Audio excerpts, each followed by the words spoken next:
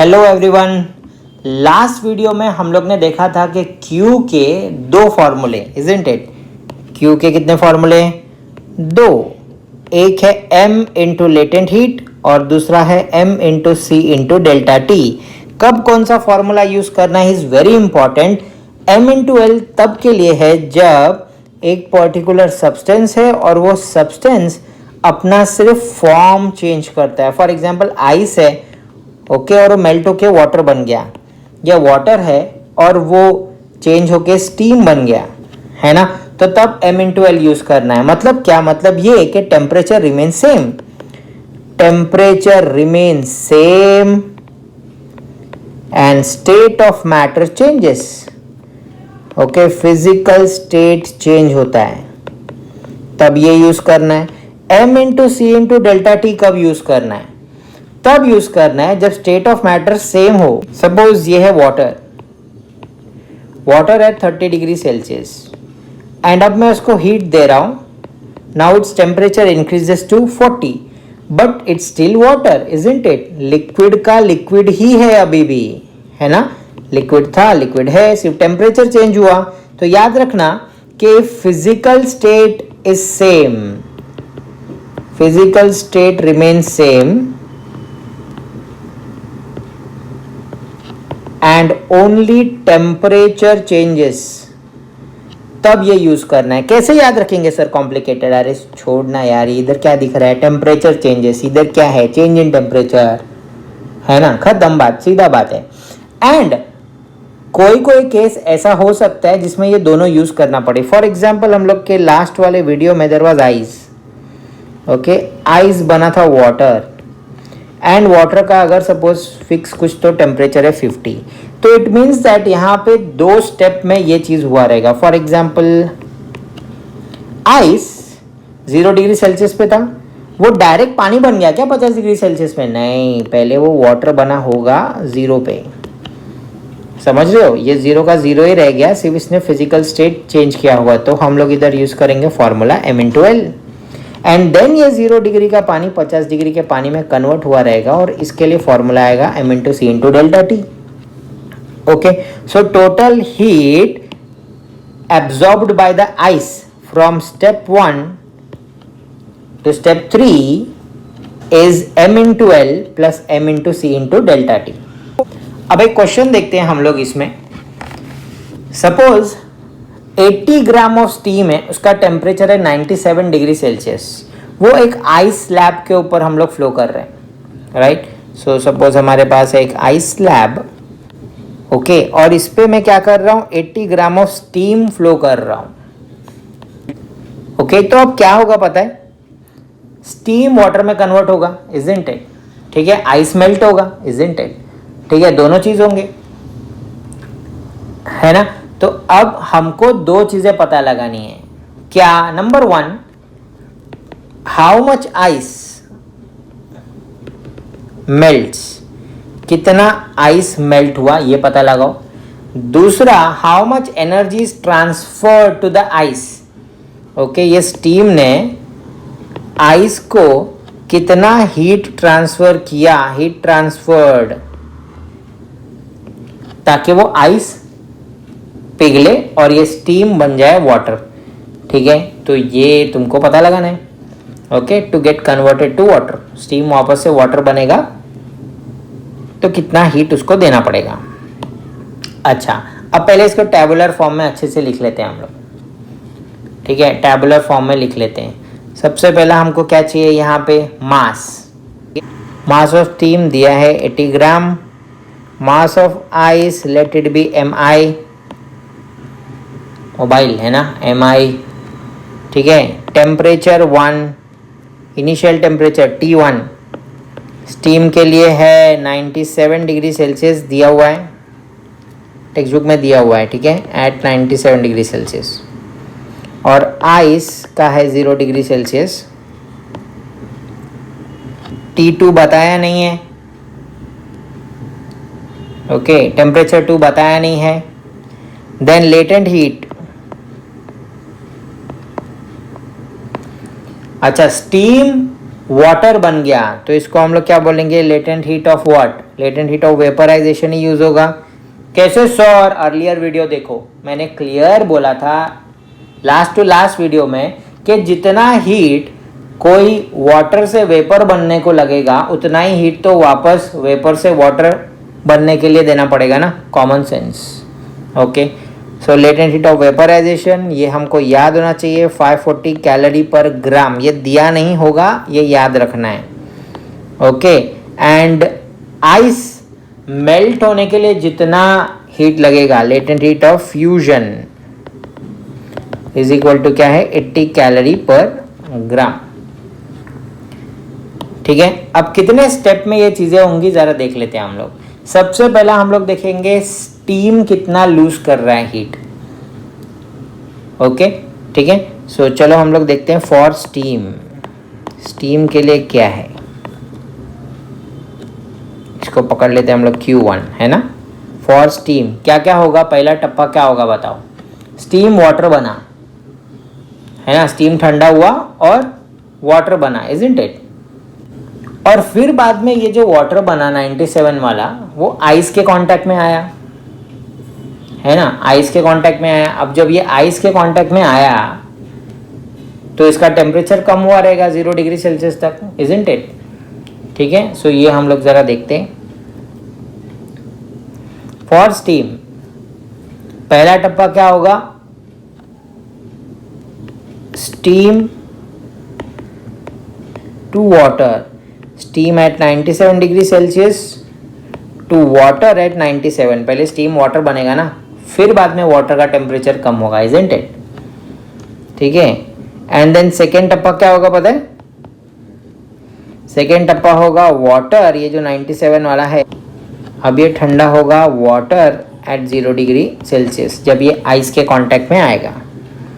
Okay, तो अब steam to water बना, देखो स्टीम टू वाटर बना, स्टेट ऑफ मैटर चेंज हुआ, स्टेट ऑफ मैटर चेंज हुआ, लेकिन फॉर्मूला क्या रहेगा यहाँ पे, स्टेट ऑफ मैटर चेंज हो गया लेकिन टेम्परेचर सेम है, तो m into L, isn't it, m into latent heat of vaporization. और water to water m into C into delta T. Okay, so अब मास कितना दिया हुआ है यहाँ पे 80, लेटेंट हीट हमको पता है कितना है 540 प्लस ये 80। स्पेसिफिक हीट क्या है सर, हमेशा याद रखो specific heat for water, steam and ice fix है 1 calorie per gram degree Celsius, याद रहेगा। ये हमारे प्रीवियस वीडियो में बोल दिया है मैंने। डेल्टा टी क्या होगा बताओ, 97 माइनस 0, डेल्टा टी क्या होगा 97 minus 0 97। Okay, now calculate how much, 80 common ले लेते हैं हम लोग, 80 कॉमन, 540 प्लस 80 राइट 50960 आएगा कैलोरीज, कैलकुलेट करो। ठीक है, तो ये क्या है पता है, ये है heat lost by steam, heat lost by steam, ये दोनों ऐड करके हमको क्या मिलेगा, heat lost by steam. Okay, that is Q1, याद रखो this is heat lost by steam, जिसको हम लोग Q1 लिख रहे हैं ना, Q1 इक्वल्स टू 50960। अब है ना कितना हीट गेन्ड बाय आइस वो देखते हैं। अच्छा, ये तो मुझे पता है कि जितना हीट ये स्टीम लूज करेगा उतना ही आइस गेन करेगा, isn't it. Q2 is equal to Q1 है ना, उल्टा भी लिख सकते हो, Q1 इक्वल्स टू Q2। तो चलो, तो क्या आएगा ये बताओ मुझे, हीट गेन्ड बाय आइस क्या होगा, मास of ice into latent heat of melting. क्यों सर ऐसा, अरे ऐसा इसके लिए क्योंकि यहाँ पे आइस मेल्ट हो रहा है, टेम्परेचर दूसरा वाला तो दिया नहीं है ना, टेम्परेचर सेकेंड वाला दिया नहीं है। अगर टेम्परेचर दो डिफरेंट रहता तो m into C into delta T लगाते हम, तो कुछ दिया नहीं है तो हम यही यूज़ करेंगे। और हीट लॉस बाय स्टीम तो 50960 मिल गया था। Okay, so mass of ice into L melt is 80, 50960, 50960 divide by 80, ये गॉन डिवाइड करने दो, तुम आता ही है। अभी हम लोग बार बार ये सब नहीं सिखाएंगे तुमको। डिवीजन डिवाइड करो, तुमको ये मिल जाएगा। ओके, इट मीन्स दैट कितना मास ऑफ आइस पिघला होगा इस हीट के वजह से, इस स्टीम की वजह से 637 ग्राम्स पिघला होगा, बाकी बच गया होगा। एंड दूसरा कि कितना हीट देना पड़ा होगा स्टीम को, तो 50960 हीट देना पड़ा होगा, कैलोरीज, हाँ कैलोरीज देना पड़ेगा स्टीम को, राइट, ठीक है। सो ये एक है, ये सॉल्व एग्जाम्पल भी है बट टेक्स्ट बुक में बराबर से दिया नहीं है, तो better to solve it like this way. Okay, और एक देखते हैं आइस और स्टीम वाला, तो मे बी थोड़ा सा समझ थोड़ा और बढ़े।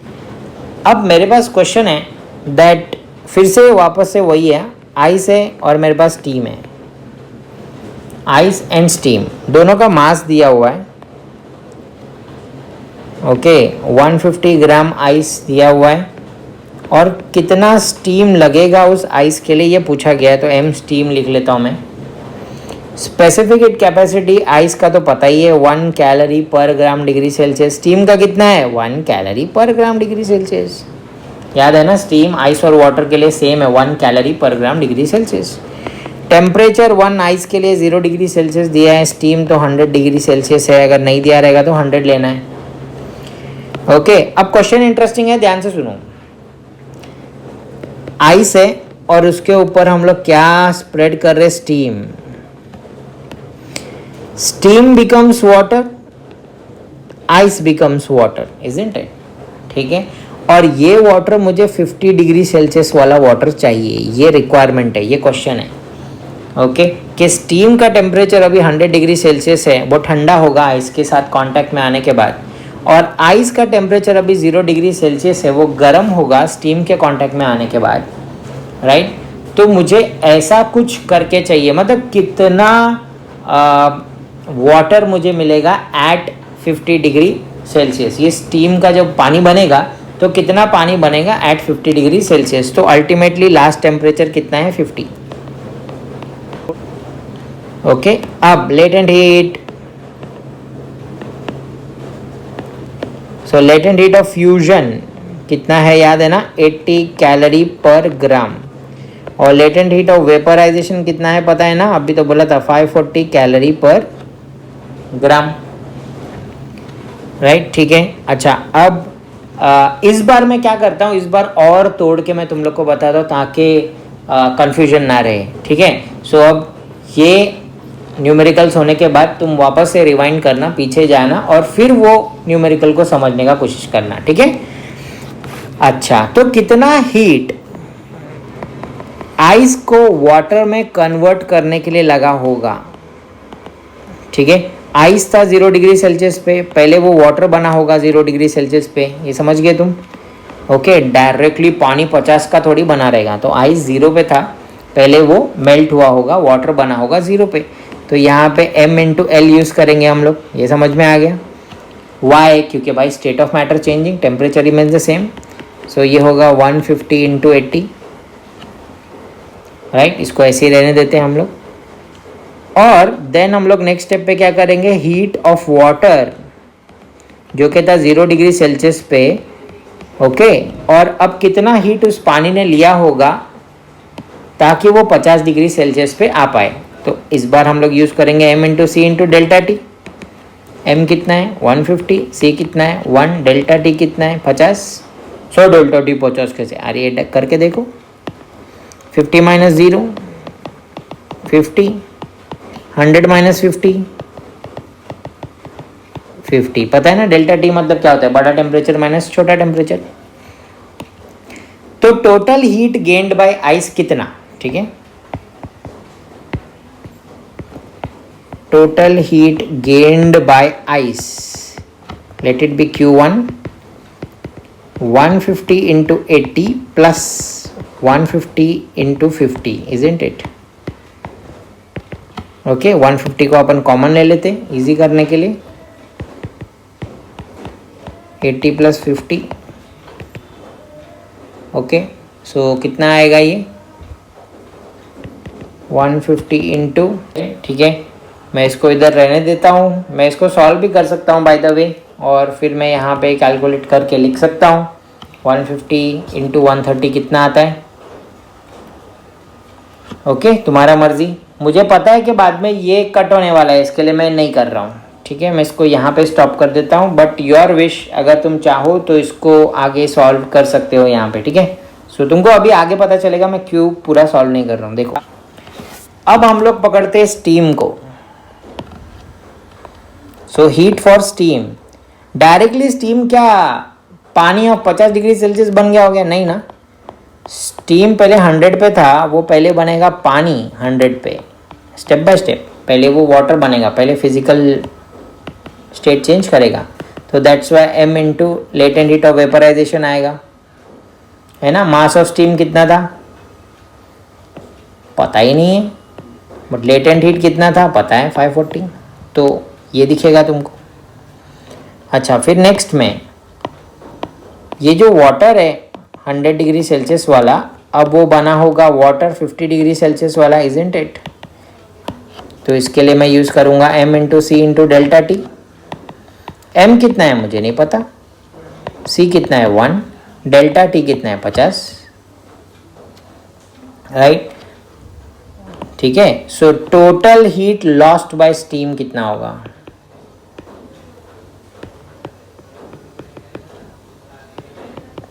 Total heat lost by steam, चलो इसको Q2 पकड़ते हैं हम लोग। तो ये है m steam into 540 plus m steam into 50। हम लोग m स्टीम को कॉमन ले लेते हैं, 540 प्लस 50, सो m स्टीम इंटू 590 होगा। इसको भी मैं इसको तो सॉल्व कर ही नहीं सकता हूँ बाय द वे, चलो एक वेरिएबल आ गया उसमें। अब मुझे पता है कुछ तो भी फंडा, अकॉर्डिंग टू प्रिंसिपल ऑफ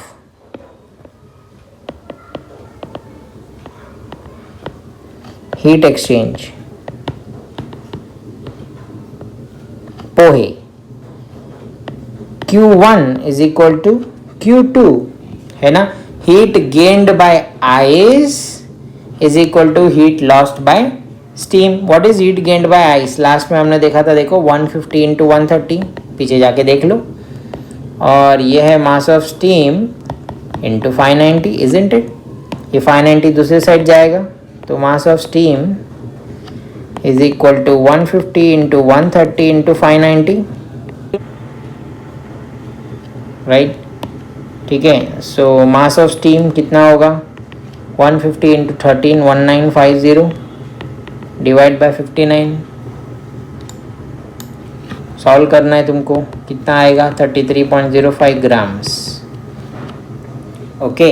इसका मतलब ये कि 33.05 ग्राम्स मेरे को स्टीम चाहिए रहेगा, ओके। ये सब कुछ प्रोसेस होने के लिए, और इतना जो स्टीम होगा वो 50 डिग्री सेल्सियस वाले वाटर में कन्वर्ट होगा, ठीक है, जब मैं उसको आइस के ऊपर डालूंगा आस्ते आस्ते। होप तुमको समझा रहेगा फिर से, ठीक है। अब थोड़ा और एक करते हैं हम लोग। अच्छा, तुमको मालूम है आइस फैक्ट्री में बर्फ कैसे बनती है ना। आइस फैक्ट्री में बर्फ कैसे बनती है। अब इनके पास बड़े बड़े रेफ्रिजरेटर थोड़ी होते हैं, इजंट इट। तो बड़े रेफ्रिजरेटर नहीं होते, तो क्या करते हैं वो लोग, हीट एक्सचेंज का प्रिंसिपल यूज करके वो लोग आइस को बनाते हैं। लिक्विड अमोनिया डालते हैं उसके ऊपर, ठीक है। अब लिक्विड अमोनिया जैसे ही पानी के टच में आएगा, ओके, तो पानी से हीट ले लेगा, खुद वेपराइज हो जाएगा, तो हीट तो ले लिया, तो ठंडा हो गया पानी तो आइस में कन्वर्ट हो गया। तो सपोज हमारे पास ये है वाटर, और इसको हमको जमाना है, आइस में कन्वर्ट करना है। मैं क्या करूँगा, इसके ऊपर मैं डाल दूंगा लिक्विड अमोनिया।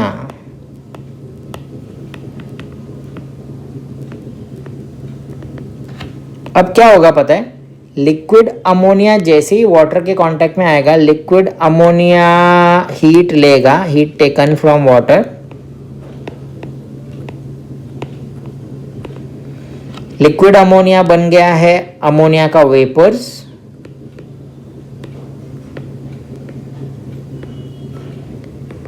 ओके, और ये वाटर में से हीट ले लिया है तो अब ये वाटर क्या बन गया, आइस। ये होता है आइस फैक्ट्री में काम, समझ रहे हो, ठीक है। सो अगर तुमको क्वेश्चन ऐसे आ गया, फॉर एग्जांपल मेरे पास है liquid ammonia, mass of liquid ammonia दिया नहीं है, हमको पता लगाना है, और वाटर मेरे पास है 2 kg, ओके, यह मेरे को आइस बनाना है 2 kg। स्पेसिफिक हीट, सी मतलब क्या होता है मालूम है ना, स्पेसिफिक हीट। तो ये हीट के न्यूमेरिकल्स थोड़े ट्रिकी होते हैं, ये प्रैक्टिस के साथ ही आएंगे, बोर्ड में भी इतने सब नहीं आते।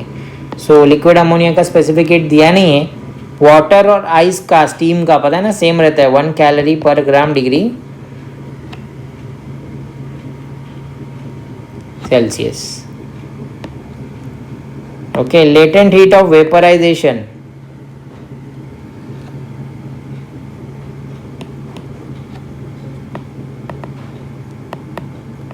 लेटेंट हीट दिया हुआ है, latent heat of vaporization for ammonia दिया हुआ है 341 कैलोरी पर ग्राम, और latent heat of fusion melting के लिए दिया हुआ है, ये तो पता है 80 कैलोरी पर ग्राम।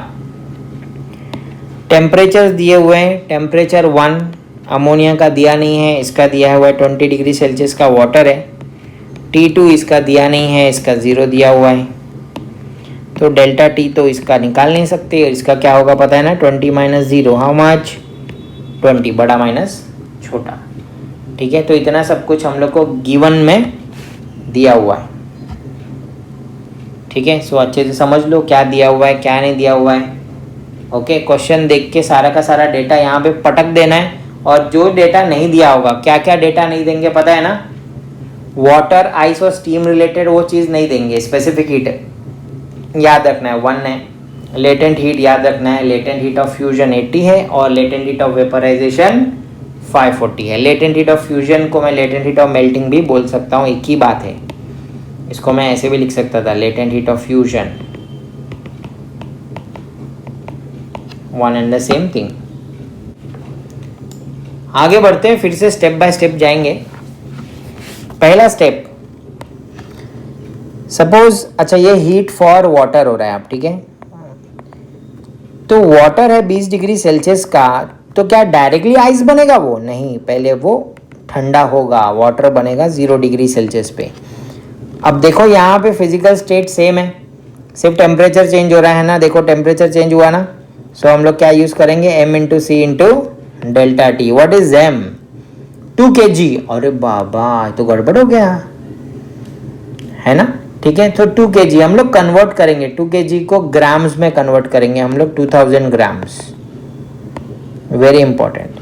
क्यों ऐसा करना पड़ रहा है हमको, इसके लिए करना पड़ रहा है क्योंकि बाकी सब कुछ देखो कैलोरी ग्राम में दिए है ना, तो एक चीज केजी में क्यों रहेगा, तो कन्वर्ट करो, सी के बदले आएगा 1, डेल्टा टी तो अभी था 20, सो 40,000 कैलोरी होता है, ओके। सिर्फ पानी को 20 डिग्री सेल्सियस से 0 पे आने के लिए 40,000 कैलोरी होता है।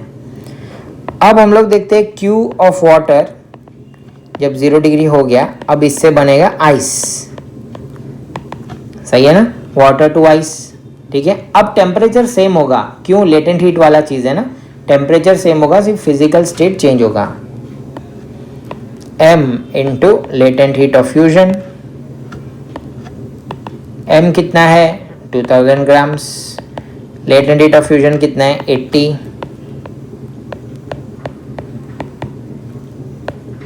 1,60,000 कैलोरीज। सो अब बताओ total heat lost by water कितना हुआ, बताओ total heat lost by water how much, ये दोनों को ऐड करना पड़ेगा, 40,000 प्लस 1,60,000,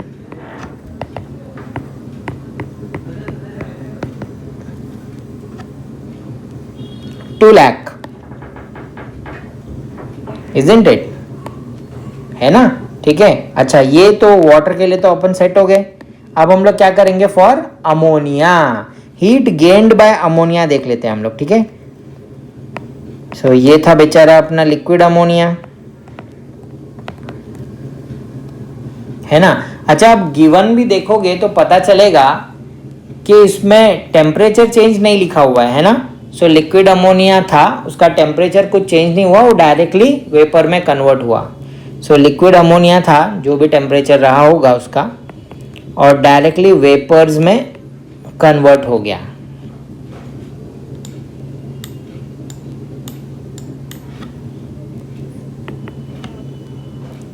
तो M/L यूज करेंगे हम लोग, राइट। सो M तो मुझे पता नहीं है अमोनिया का, वेपराइजेशन पता है 341। अच्छा, इसको सॉल्व नहीं कर सकते। ओके, तो ये क्या है by the way, this is heat lost, sorry, heat gained bye ammonia, isn't it. ये क्या है, heat gained by liquid ammonia. इसको हम लोग ले लेंगे Q1, इसको हम लोग ले लेंगे Q2। सो Q1 और Q2 मिल गया तुमको। अच्छा, अब तो ये तुमको पता है कि जितना हीट वाटर ने लूज किया रहेगा उतना ही तो उसने गेन किया होगा। According to principle of heat exchange,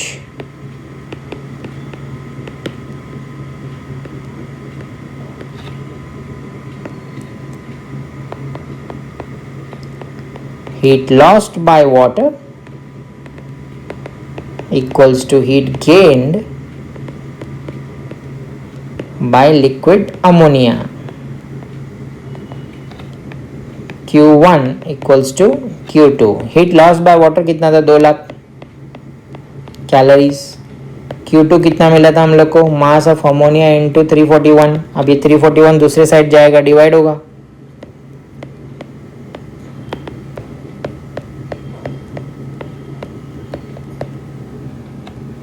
okay, solve करना है, खुद करना है।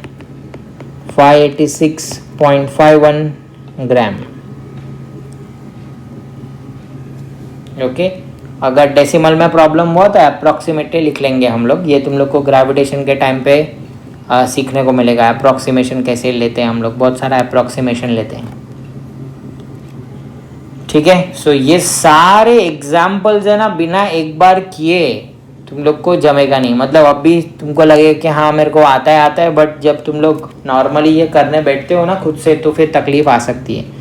ओके, तो हर एक को 2-2 बार करना है तुमको। It's very very important to be confident in this chapter that ये सारे न्यूमेरिकल तुम 2 बार जरूर करो। नेक्स्ट क्वेश्चन देख लेते हैं। सपोज 2 ऑब्जेक्ट है मेरे पास, A एंड B, 2 ऑब्जेक्ट्स, दोनों का मास दिया हुआ है, दोनों भी 1 ग्राम के, 1 gram each. Let the specific heat capacity of A be CA and B be CB।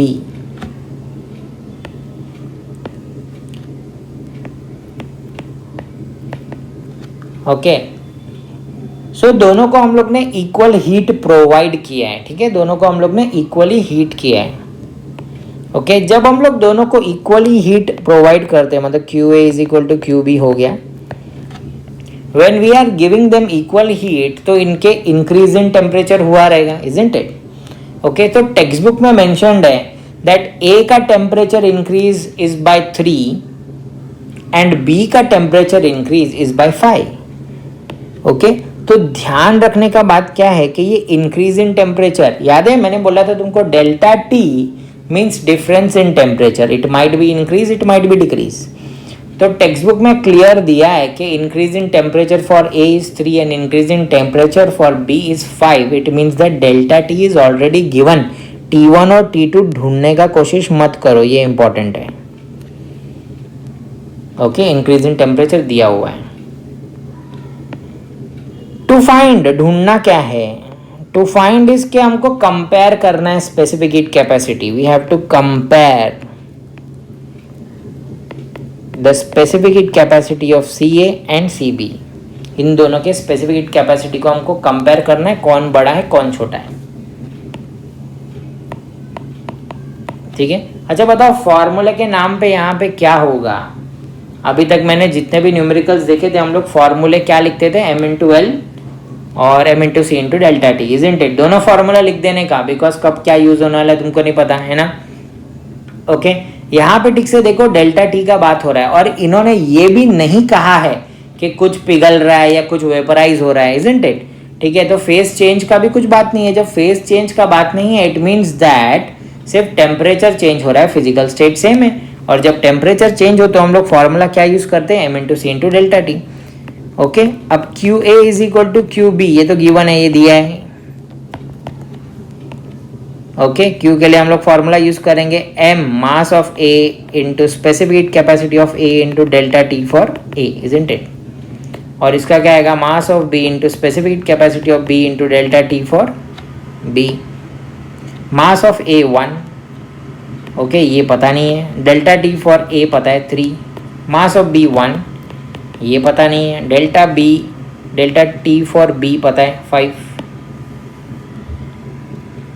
Okay, so C A equals to 5/3 into C B, सही है। ओके, ये 1 इंटू 3 तो 3 होता है और 3 यहाँ पे, चलो पहले लिख लेता हूँ, 3 into C A equals to 5 into C B, है ना। अब ये लेफ्ट साइड में 3 है, दूसरे साइड जाएगा तो डिवाइड होगा, तो डिवाइड हो गया। नाउ बताओ मुझे कि सी ए बड़ा है कि सी बी बड़ा है, who is greater? C A is greater और सी बी इज ग्रेटर, ठीक है। ये पता लगेगा इससे, देखो 3 times A is equal to 5 times B, है ना। ओके, मतलब ऑफकोर्स है 5 बड़े बड़े चीज लेके इज इक्वल टू 3 ये बन रहा है, मतलब ये देखो ऐसे। अब मैथ्स का लॉजिक लगाते जरा, ठीक है, देखते हैं। 5 सी बी मिला के 3 सी ए बन रहा है, इजंट इट? यही है ना लॉजिक। 5 सी बी को मिला के 3 सी ए बन रहा है, इट मीन्स दैट कौन बड़ा हो गया, सी ए।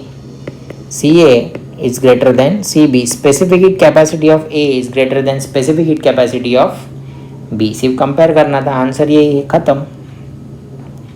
इजी है, right. So I would request you के सब न्यूमेरिकल्स 2-2 बार तुमको हाथ से खुद से लिख के प्रैक्टिस करना है, तो तुमको समझ में आएगा कहाँ पे अटक रहे हो, क्या करना है, ठीक है। होप आप ये सारे के सारे क्वेश्चंस 2-2 बार प्रैक्टिस करोगे, ओके।